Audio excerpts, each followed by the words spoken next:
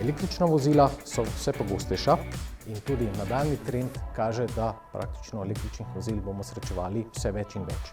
Prav je, da v električnih vozilih tudi izvemo par informacij, torej predvsem kako ukrepati v določenih situacijah, v nesrečah, kaj na vozilu sploh še lahko naredimo sami.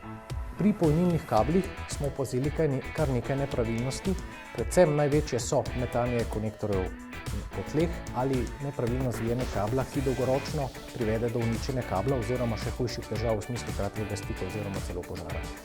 Svetujemo, da se s kabli ravna skrajno previdno, da se ne meče konektorjev po tleh, da se jih vedno pravilno zvije, le tako bomo zagotovili, da na polnilnih kablih nikoli ne bomo imeli nikakršnih težav.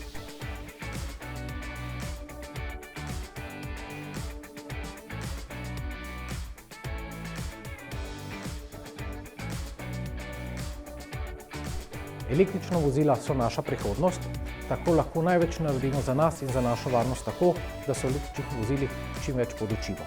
Konec koncev, varnost je enako znanje.